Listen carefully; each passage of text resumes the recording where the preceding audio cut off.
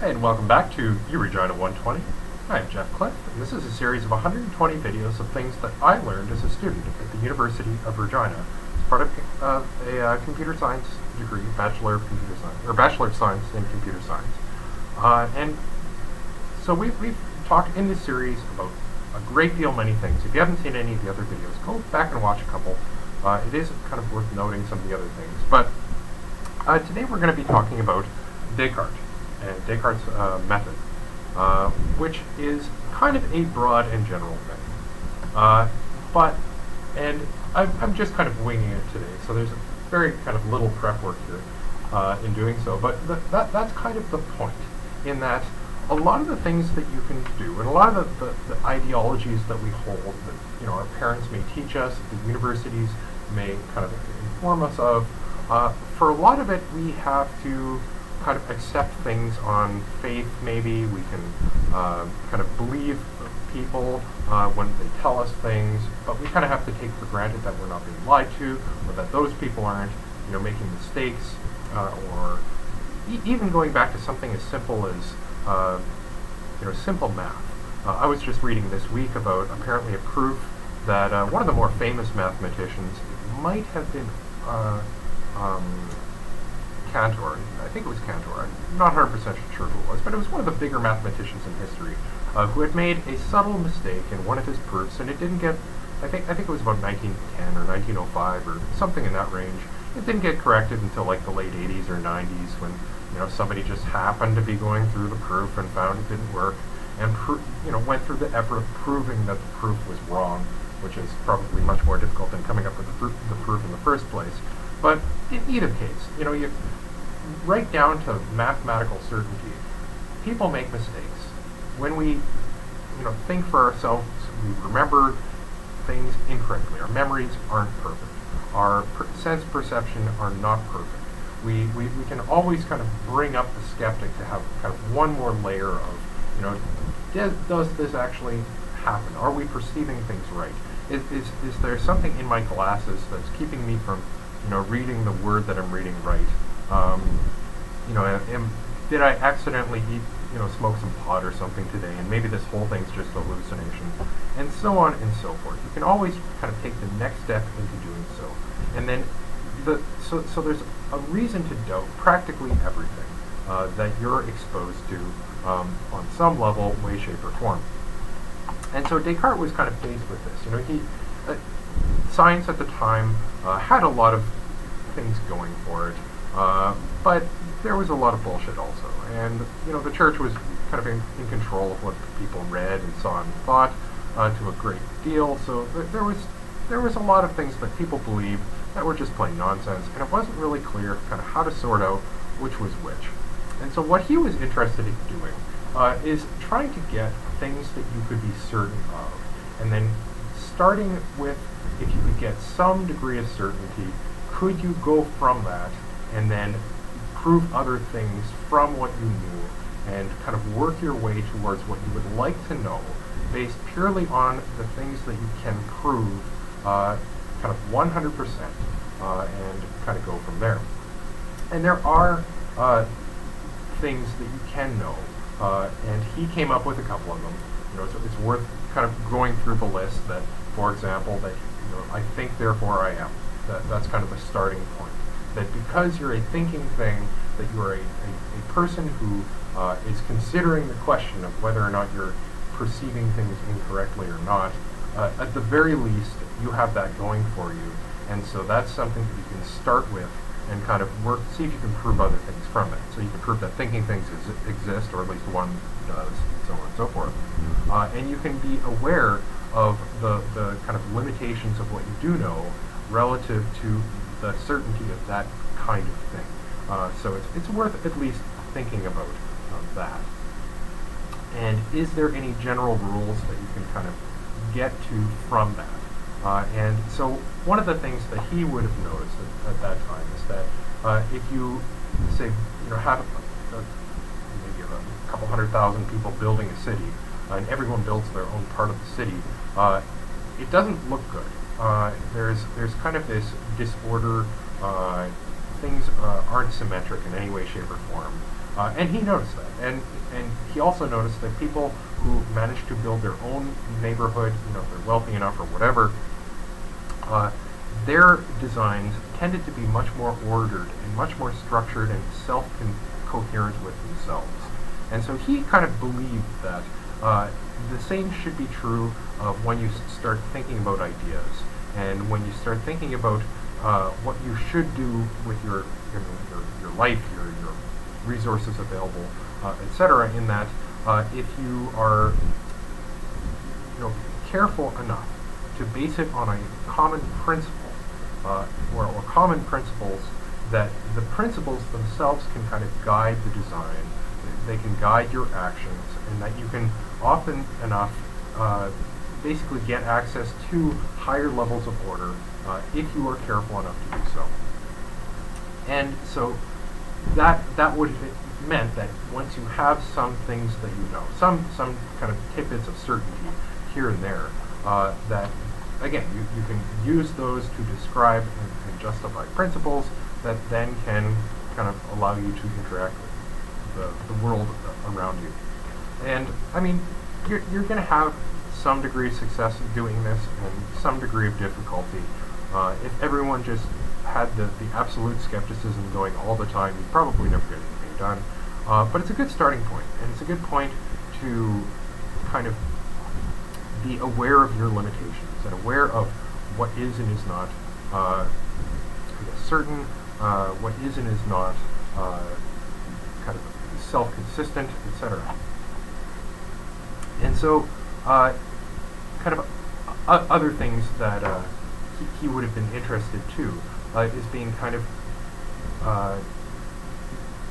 willing to put up with, what he would have to do, but at the same time always having this kind of internal drive that he's absolutely certain of. And again, this is absolute certainty here, so you have to be very, very careful about accepting things. But once you accept them, you can kind of relax a little bit and know that you've done the right thing, you've got the right idea. Just, again, make sure that you only accept true things that are justified by other true things, and so on. And going back to the AI and epistemology video, this is to a large extent where, or one of the stances you can take about knowledge, in that it's only knowledge if you have 100% justification of believing it, and that there is no uncertainty, no thing that could be different that could cause you to not believe this thing. It's a totally invariant to everything else. Once you know this thing, you know it. And it's only dependent upon the things that kind of justify it. So it's worth kind of keeping in mind what justifies your belief, and if those things are not certain, then you should be skeptical of your results. I mean, Descartes was a dualist. He believed in the idea of the soul. He believed in the idea of things that were not souls. Regardless of whether he had the right idea here, I don't want to get into this particular video, but his reasons for making that split are based on the principles that he tried to be certain of. And so, regardless of whether he succeeded or failed, the approach, the idea of creating these kind of ways of looking at the world that are completely invariant to everything, that are completely, in his mind, justified by evidence, and then working out the consequences of those. That is the thing that we want to start to kind of think about doing. That even before we get into science and before we get into the experimental method, just being able to be willing to accept something, anything at all, as certain, and then what principles can you base on that, and what can you go from there. And you can go quite far. Descartes practically invented analytic geometry. He was the guy who came up with most of the math outside of basic geometry that you'll learn in high school. And so he's been able to come up with ways of modeling the world that do describe things. But again, you'd have to actually go to the extent of experiment in order to fit that model with what is actually happening. But in his mind, he would have probably believed that you could actually simulate everything, and you could come to the conclusion of why the universe is set up the way that it is, purely on a mathematical level. Of course, in his day, the universe was much, much smaller than it is or at least it looked much smaller than it is today. So if we had to go back in time and kind of look at the size of the universe that they were aware of and how it was organized, you probably could do a pretty good job of finding mathematical principles that describe all of it, and kind of justifying or coming up with what would appear to be a certain justification for all of it. So it's kind of worth thinking about. Again, it may not be the best way of approaching things, but as a starting point, as a way of approaching the complexity in the world, it's a good feeling to have something that you can be certain about, something that you can work with, something that you can kind of start with and not have to worry about it kind of betraying you, etc. And he would have influenced many of and his method would have influenced many of the thinkers that followed him. And it's worth kind of imagining that what we know about science has a great deal to do with the attempt of getting this kind of certainty. On a personal level, I kind of treat his kind of way of looking at things on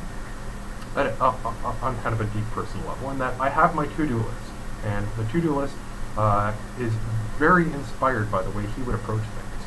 I have to kind of assume that the to-do list and I are accurate enough in our kind of being able to account for things, but just the approaching of things where if you encounter something that you don't understand, you split it up and start to kind of look at the facets and the ways that thing exists, the system works, the things that you can perceive, and see if you can find things that you can be certain of in relation to it. And so you can have, if you don't understand physics, try to simplify the physics that you're trying to learn. See if you can, instead of looking at a big dynamic system, look at a spring. See if you can understand the spring, how it works. Can you predict the spring to 100% accuracy? These are, he didn't know about chaos theory, and we can get into chaos theory in a bit. But at least from the perspective of the knowledge that was available at the time, a lot of it looked like you could know it, and you could predict things with it. It wasn't really clear the limits on that, but again, it's a good starting point to be able to always be kind of looking for that kind of certainty. So it's worth thinking about. His discourse on method is actually not that long of a book. Go and read it. It's a good read. It kind of walks through his type of thinking, his way of approaching things, is kind of taking everything about the situation away until the essentials of that situation are kind of all that's left, and then kind of working with what about those essential things in that situation you can believe with absolute certainty based on what you already believe. And so, again, if you have any questions, feel free to ask anywhere where this video is posted. This is going to be related to other videos. As we mentioned, it was related to the artificial intelligence video. This is kind of the start of the attempt of doing so. You're going to encounter absolute truths when you start dealing with the order of things, and although there are a lot of things that you'll have trouble getting the absolute truth of, so the specific order that comes out of something you may have trouble deducing, but you can know things about how things are ordered in general. So probability theory is something that you can think about and deduce a lot of it from just your own thought alone. It's worth thinking about how to do that. It's worth kind of going through the various logical fallacies and then kind of deducing what isn't valid to know or what isn't valid to conclude based on true premises. And I guess there's a lot that you can do once you have access to something like a universal Boolean connective like NAND. So go kind of check out the NAND video for discussions of how powerful that is. I mean, once you have the ability to model anything with it, it's kind of a useful thing. But again, you want to know what to do with that power, which will only be able to, which you'll be able to do once you have the principles, the first principles that you're able to deduce. Again, once you have the kind of absolute certainty that allows you to generate those first principles. So kind of go from there, see what you can do with it, and try not to believe false things. See how far you get. As usual, there should be a Bitcoin donation address somewhere at the bottom here, so that you can, support our attempts at unraveling the universe and here at Thunder Bay Hackerspace home base. And we'll see you at a later video.